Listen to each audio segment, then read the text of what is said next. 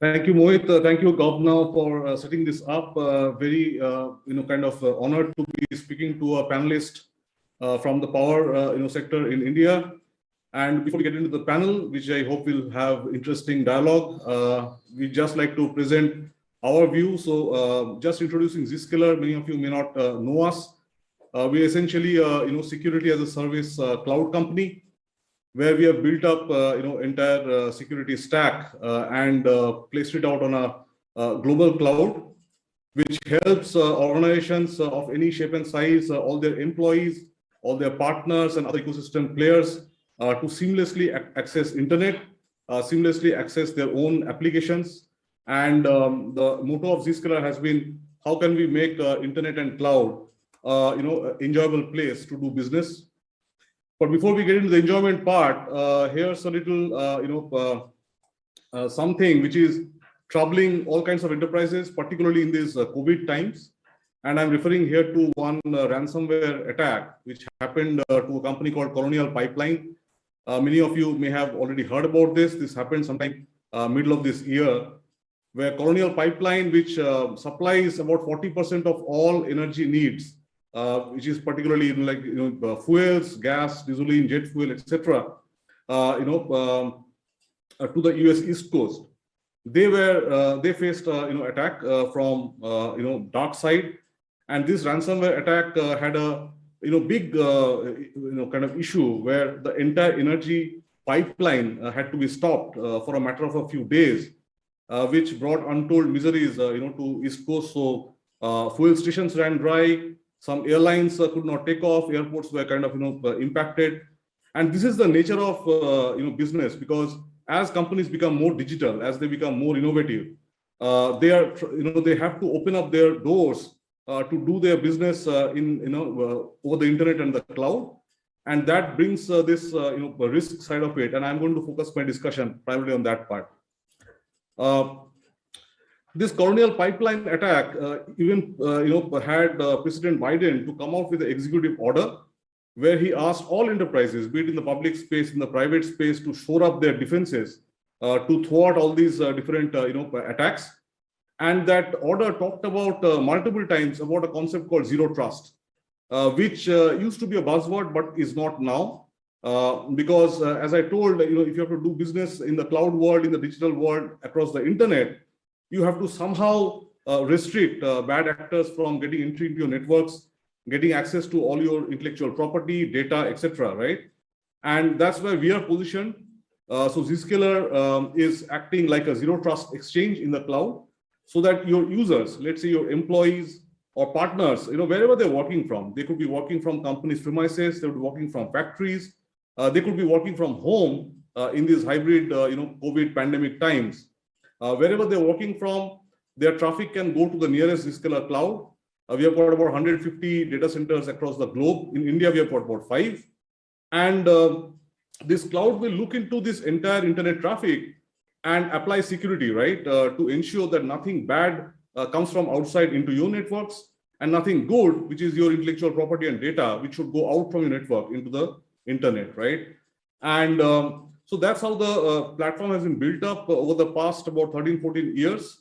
And apart from giving security, it also gives a very good user experience. The reason being, and I'll come in my subsequent slide, because companies typically, to protect their users going towards the internet, they have set up a lot of appliances, right? They've set up, gateways, for example, and they have linked up all their operating offices, factories, branches through, let's say, MPLS network back to the data center. And from where they're going out to the internet, or from where the remote traffic is coming inside their network, right? And they have placed all these kind of protection controls, be it antivirus controls, be it proxy controls, firewalls and whatnot, DLP. Unfortunately, in this modern world, most of your information assets, like your applications, data, files, they are progressively going out from your corporate boundaries, from your data centers, into the internet and cloud, right? And this network topology, which held really good for the past 2 or 3 decades, it's not going to provide that amount of benefit, because the more and more traffic is destined towards the internet.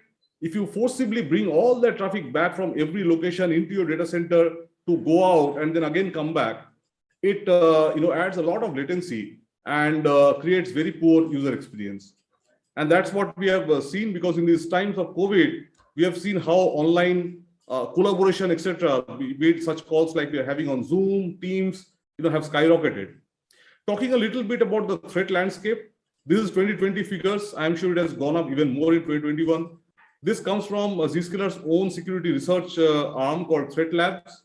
We see humongous amount of traffic to the tune of about 200 billion internet transactions per day, which is several times more than even the number of searches which happens on a platform like Google, right? And what we have seen is that all the internet traffic, which is primarily today encrypted, right, behind TLS or SSL, those same encrypted channels are used by the bad actors, right, to plant their ransomware and their other tools. And if you look at the right hand side, these kind of attacks are happening for all kinds of industries. So nobody is spared. I mean, think of it from the bad actors' point of view. This is almost like a once in a lifetime opportunity for them to take advantage of people working from home, the fear factor from COVID, and try to do things like phishing attacks, ransomware, etc., and try to steal your data and create mayhem and then demand ransomware. So the threats have gone up all across 5 times, 3 times, any attack vector you can think about. And so we have to really be careful about that. The Zscaler cloud, while processing 200 billion transactions, we are stopping about 7 billion threats on a daily basis to come towards your network. Various solutions are in place in Zscaler. I will obviously not go into them in the paucity of time, but on the bottom hand side, I'm showing a typical kill chain. How the bad actors kind of try to look at you, as a potential victim. How do they do their recon? How do they do their initial infiltration, right, through vectors like phishing and all, right? And once they come into your network, they would scan around and try to find out what are the juicy assets which the enterprise has, right? All your files, all your applications, your domain controllers, and they would try to laterally propagate, and ultimately they would try to steal your data and destabilize operations by encrypting your endpoints, servers, and then demanding ransom. So this is growing leaps and bounds, and we have to be really careful in terms of how we are trying to stop that from happening. Just a little bit of facts and figures about the company. As I told you, we are about 13 or 14 years into existence, already a clear market leader. Gartner recognizes us as the only leader in the latest version for secure web gateways, and that's a big pride that we take essentially. And we've been running this global cloud for more than 10 years, and large companies like GE, Siemens, NOV, we have showcased some, but there are more than 5,000 enterprise customers, essentially across all different enterprises who are taking advantage of Zscaler by protecting their users, from going towards internet and applications. Just last slide, essentially, just a little bit of reading. So Gartner, back in 2019, almost on a prophetic basis, right, just before COVID pandemic started, they came up with this seminal white paper. And they told that the future of network security is no more in your closed door perimeter control data center, but it's more on the cloud, because you have to adopt cloud for doing digital business. And I would recommend people to go over this paper, and that talks about architecture, how you're going to do about it, and what's a possible roadmap. Please get in touch with me for one-on-one discussions. And with that, I'll hand it back to Ragini, so that we can start with our panel discussion.